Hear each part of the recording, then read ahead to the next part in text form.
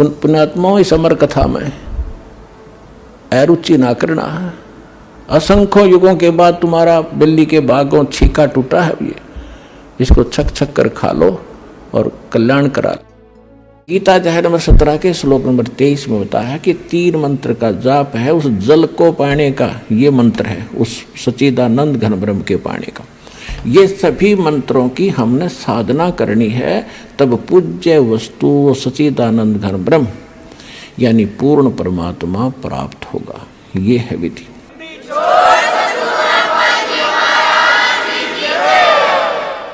अब वो कैसे प्राप्त होगा? अब प्रथम मंत्र आपको दे रखा है, तो प्रथम मंत्र और लास्ट मंत्र, इनकी जो कमाई है ये आपकी सेव रहेगी, सेफ रहेगी, बचत रहेगी। और बाकी जो 5 नामों की कमाई है, साधना है, ये हम प्रथम जाएंगे जब आत्मा हृदय कमल से चलेगी। हृदय में रहती है आत्मा का मूल वास, यहाँ पर है। जागृति में फिर यह नेत्रों के पास आ जाती है, यहाँ बैठकर सारा कंट्रोल करती है। जब हम चलेंगे तो हम सीधे मूल कमल पर जाएंगे।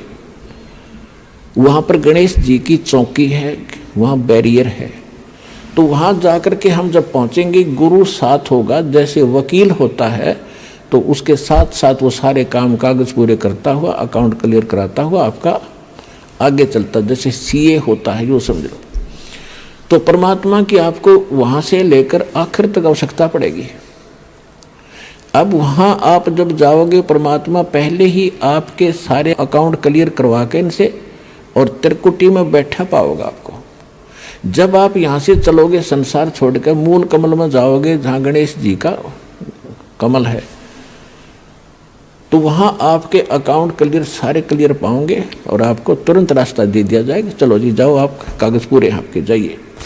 फिर आप आओगे सावित्री ब्रह्मा जी वाले कमल में, जिसको अधिष्ठान चक्र कहते हैं, स्वाद चक्र भी कहा है। इसी तरह वहाँ से आपको क्लीन चिट तार में लगी, आप जाइए। फिर इसमें नाभि कमल में आओगे, विष्णु जी के कमल में। फिर यहाँ से भी आप आगे चलोगे कि आपका अकाउंट क्लियर, जाइए हृदय। फिर कंठ कमल, फिर आप पहुँचोगे त्रिकुटी पर।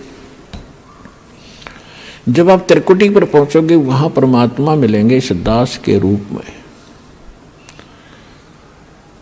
अब जैसे आप यहाँ गुरु जी के प्रति जैसा व्यवहार, जैसा विचार और जैसी श्रद्धा आपकी है, ये आपकी यहाँ रिहर्सल कराई जाती है कि गुरु मानुष कर जानते ते नर कहिए अंध, ओवे दुखी संसार में आग काल के फंदे।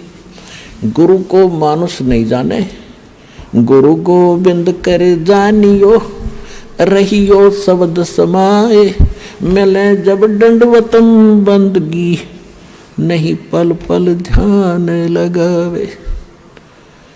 गुरु गोविंद दोनों खड़े, काके लागू पाए, बलिहारी गुरु अपना जिन गोविंद दियो मिलाए।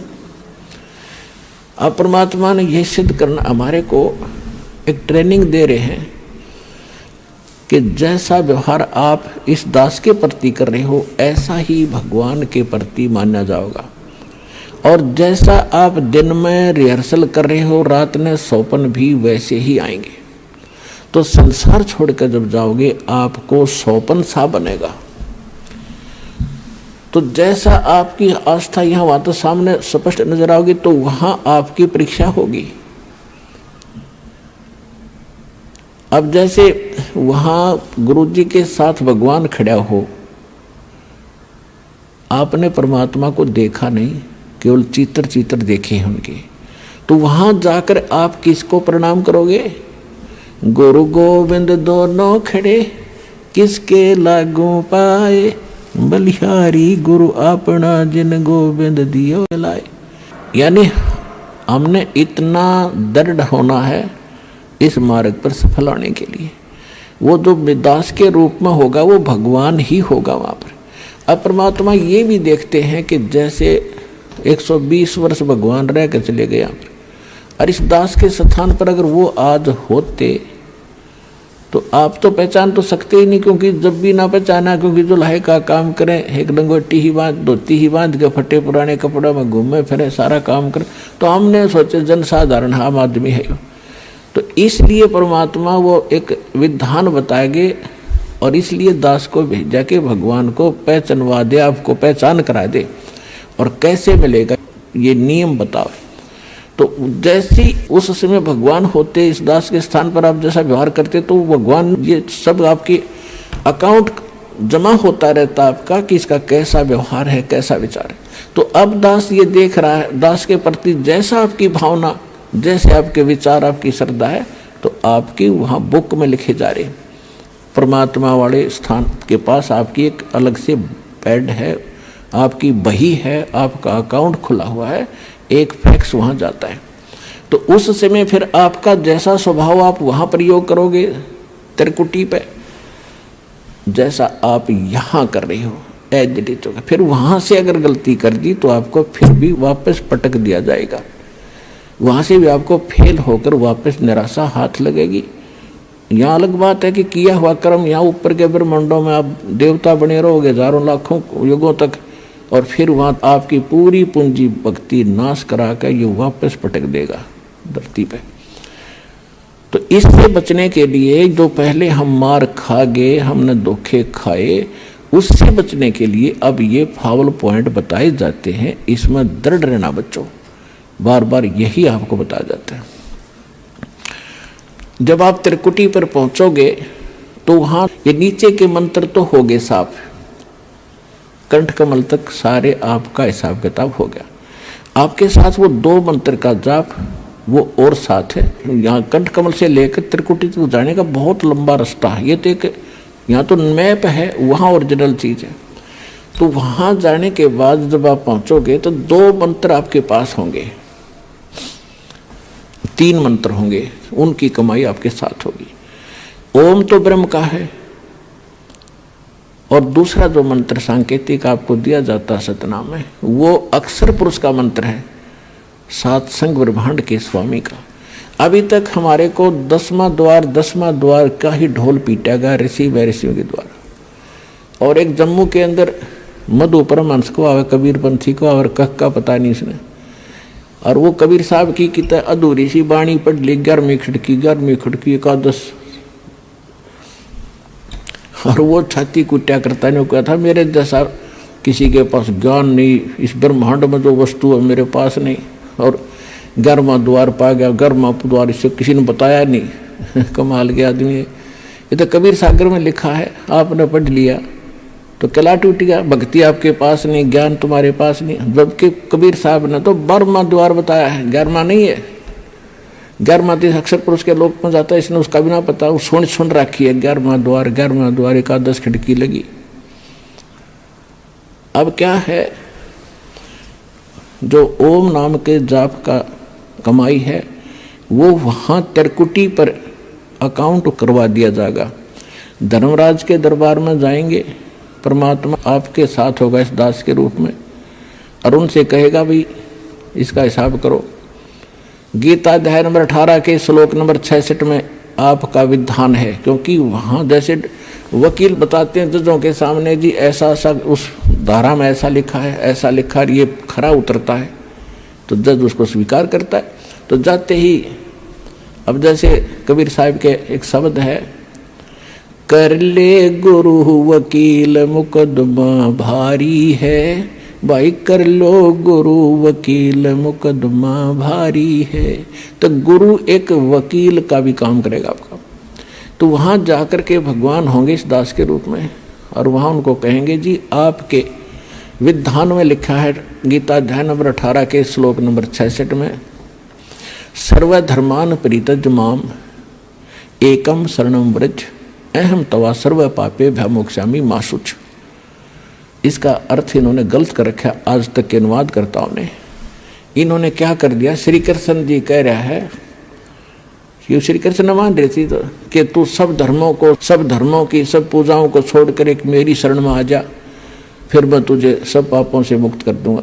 गीता अध्याय नंबर 2 के श्लोक नंबर 7 में अर्जुन पहले ही कह रहा है कि मैं आपकी शरण हूँ, आपका दास हूँ, मेरी बुद्धि अब काम नहीं कर रही, मैं युद्ध करूँ कि ना करूँ, मुझे सीधा मार्ग बता दो, आप मेरे गुरु, मैं आपका शिष्य हूँ। अर्जुन तो पहले उसकी शरण में था, ये सट्टे मारे तो कई नकल तो थी नहीं इनमें। गीता अध्याय नंबर 18 के श्लोक नंबर 66 का जो अर्थ है, गीता ज्ञान दाता कहता है, अपने आत्माओं दास का उद्देश्य ये केवल राम कथा सुनाना नहीं है, आपको विद्वान बनाना है ताकि आप मार ना खा जाओ, भविष्य में फिर काम ना बिगड़ जाए।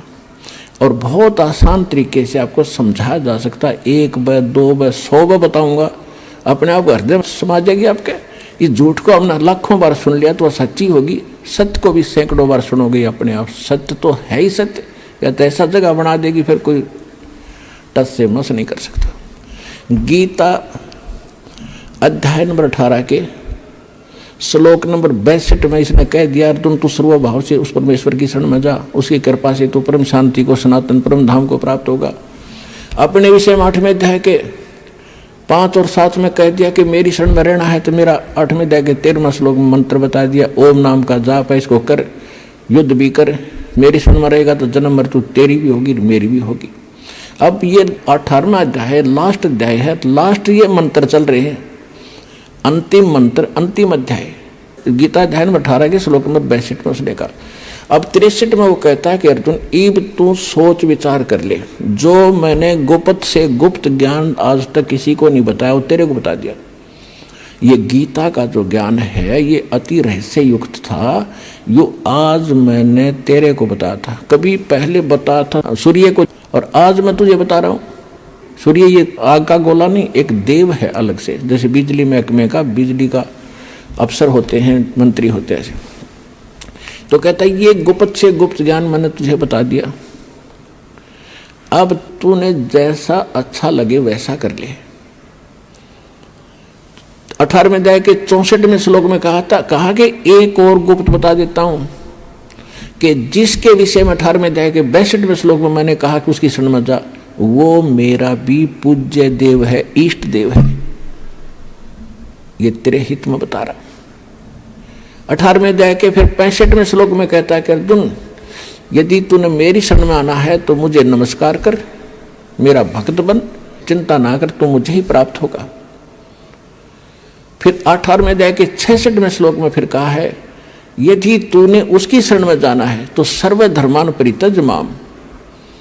18वें अध्याय के 66वें श्लोक में कहा है कि आपने 18वें अध्याय के 62वें में जिसके बारे में मैंने कहा श्लोक में, उसकी शरण में जाना है, सदा जन्म मृत्यु से रहित हो जाना है, कंप्लीट आपने पीस चाहिए, संपूर्ण शांति चाहता है, तो मेरे सतर की 18वें अध्याय के 66वें श्लोक में कहता है सर्व धर्मान परित्यज माम, मेरे सतर की जो पूजाएं हैं, इसके सतर की कौन सी पूजाएं हैं, ये 500 यज्ञ करते हैं, ओम नाम का जाप आज आप श्वास से जो जाप करते हैं, ये उसके सतर की, ब्रह्म के सतर की भक्ति पूजाएं हैं, ये मुझे छोड़ दे, मुझे दे दे।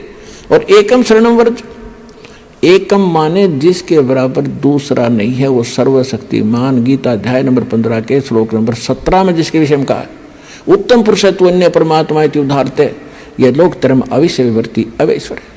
अब यहाँ पुण्यात्माओं एक 15वें अध्याय के 18वें श्लोक में ये विचलित कर देते हैं कुछ भ्रमित नकली संत गुरु। वो कहते हैं कि गीता अध्याय नंबर 15 के श्लोक नंबर 18 के बारे में रामपाल नहीं बोलता, अब उसके बारे में बोलने का विषय जब आए तभी बोला जाता है। उसमें क्या बताया है, गीता अध्याय नंबर 15 के श्लोक नंबर 16 में इन्हें स्पष्ट कर दिया है कि सरपुरुष और अक्षर पुरुष ये दो पुरुष हैं, और ये इन दोनों के अंतर्गत जितने प्राणी हैं वो नाशवान हैं, और ये स्वयं भी नाशवान है, आत्मा किसी की मरती नहीं। उसने स्पष्ट कर दिया 15वें अध्याय के 70वें श्लोक में कि वो पुरुषोत्तम तो कोई और है, उत्तम पुरुष कहो चाहे पुरुषोत्तम कहो। अब 15वें अध्याय के 18वें श्लोक में ये कहा है कि लोक वेद के आधार से, लोक वेद माने दंत कथा सुनी सुनाई, जैसे लोक वेद हम सुना करते, राम कृष्ण ब्रह्मा विष्णु महेश के कोई माता पिता नहीं, अजरो अमर है, सर्वेश्वर हैं, सारे ब्रह्मांडों के रचने वाले हैं, फलानी पूजा कर लो, श्राद्ध निकाल लो, भूत पूजा कर लो। तो ये था लोक वेद दंत कथा जो शास्त्र प्रमाणित नहीं था। तो इसी ऐसे ज्ञान को लोक वेद कहते हैं। कबीर साहब हमें उदाहरण देते हैं कि पीछे लग गया जाऊं था मैं लोक वेद के साथ, रस्ते में सतगुरु मिल गए, दीपक दे दिया हाथ। तो लोक वेद माने दंत कथा के आधार से जो साधना करते हुए हम भटक रहे थे, उसमें कोई सतगुरु मिल गया, उसने सत साधना रूपी और सही नाम ज्ञान रूपी एक दीपक दे दिया, टॉर्च दे दी। उसकी रोशनी में हम गड्ढों में, झाड़ जंखाड़ों में नहीं गिरेंगे, सीधा रास्ता पकड़ के निकल जाएंगे। तो जैसे दास पहले श्री कृष्ण का पुजारी था, श्याम जी का पुजारी था, हनुमान जी का पुजारी था, तो वो था लोक वेद के आधार से। फिर सतगुरु ने दीपक दिया, पूज्य गुरुदेव मिले राम देवानंद जी, तो उसके आधार से दास सीधा चला। तो यहाँ परमात्मा हमें बता रहे हैं कि पीछे लग गया जाऊं था मैं लोक वेद के साथ, और इस भक्ति रूपी सफर में सतगुरु मिल गए, दीपक दे दिया हाथ। तो यहाँ गीता अध्याय नंबर 15 के श्लोक नंबर 18 में गीता ज्ञानदाता कहता है कि मैं लोक वेद के आधार से पुरुषोत्तम प्रसिद्ध हूँ, क्योंकि जितने मेरे अंतर्गत प्राणी आवे हैं, इंक्लूडिंग ब्रह्मा विष्णु महेश, इनसे मैं उत्तम हूँ, इनसे ताकतवर हूँ, इसलिए मैं पुरुषोत्तम नाम से प्रसिद्ध हो गया लोक वेद के आधार से, दंत कथा से। लेकिन उत्तम पुरुषत्व अन्य परमात्मा इति उदाहरत है, यह लोकतरम अविषय विवृत्ति अवैश्वर है। गीता अध्याय नंबर 15 के श्लोक नंबर 17 में स्पष्ट कर रखा हो, तो वो कोई और है। और गीता ज्ञानदाता खुद कहता है उसकी शरण में जाओ, उसकी कृपा से तो परम शांति को, सनातन परम धाम को प्राप्त हो। अब गीता अध्याय नंबर 18 के श्लोक नंबर 66 का जो अर्थ है कि सर्वधर्मान परित्यज्य, मेरे सतर की सब पूजाएं छोड़ दे, मुझे दे दे, तो हम वहां ओम नाम के जाप की कमाई उसको दे देंगे।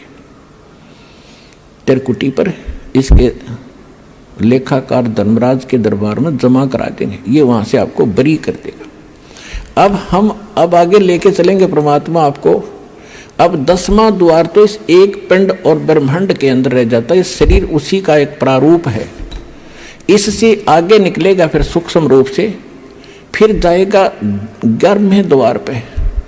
10वां द्वार जाके ब्रह्मरंध्र खुल जाने के बाद 10वां द्वार फिर एक हो जाता। जैसे एक तो द्वार का इधर का हिस्सा, एक सामने का, तो इसलिए इसको भौर गुफा भी बताते हैं, हर एक उसमें भौर गुफा होती है।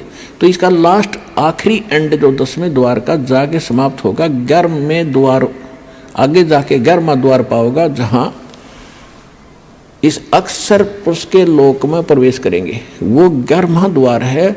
21 ब्रह्मांड एक पूरा पैक्ड है, 7 संग ब्रह्मांड अलग से पैक्ड है, तो उनके बीच में एक ही द्वार है और सामने वाले में भी एक ही द्वार है। तो वो द्वार ऐसे घूम कर जाता है और उसमें जाके खुलता है। तो 11वां द्वार जो है सरपुरुष के 21 ब्रह्मांड पार करके से निकलेंगे और उसमें प्रवेश करेंगे अक्षर पुरुष वाले, वो 11वां द्वार है। फिर अक्षर पुरुष के लोकों को पार करते हुए 7 संग ब्रह्मांडों को हम पार करके आगे जाएंगे। वहां जो तत्व मंत्र है सांकेतिक सतनाम के अंदर 2 अक्षर में जो एक मंत्र है ओम से दूसरा, इसकी कमाई हम वहां देंगे और उसके 7 संग ब्रह्मांडों को पार करने का वो टैक्स है, उसका किराया है। अब हमारे पास रह जाएगा सत्य सार नाम की कमाई, उसको लेकर हम फिर 11वां द्वार पार करके 12वें द्वार को पार करेंगे, वो सतलोक में प्रवेश करावेगा और ये सत्य नाम सार नाम की कमाई हमारे साथ वहां जाएगी। ऐसे हम मोक्ष प्राप्ति करेंगे और नीचे से लेकर ऊपर तक आपको गुरु की आवश्यकता पड़ेगी। तो यहाँ कहते हैं गुरु बिन माला फेरते, गुरु बिन देते दाने, गुरु बिन दोनों निष्फल हैं चाहे पूछो वेद पुराण।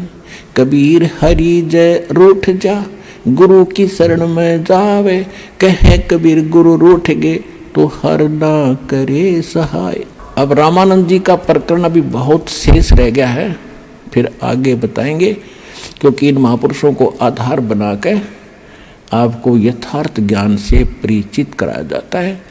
ये सत्संग का उद्देश्य होता है कि उसमें सत्य ज्ञान ही बताया जाए। और अधिक जानकारी व संत रामपाल जी महाराज जी से निःशुल्क नाम दीक्षा प्राप्त करने के लिए संपर्क करें।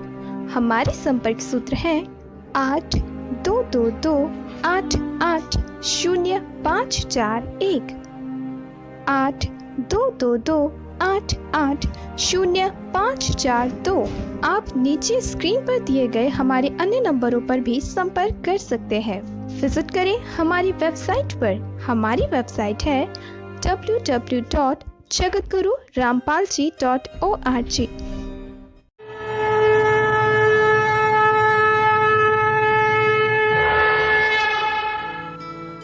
इस वीडियो के बारे में अपनी राय नीचे कमेंट सेक्शन में हमें बताएं और अपने दोस्तों के साथ ये वीडियो शेयर करना ना भूलें।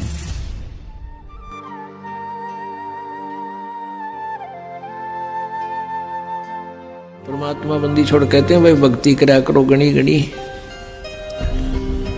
और ये समय ये दाव फिर नहीं लगेगा।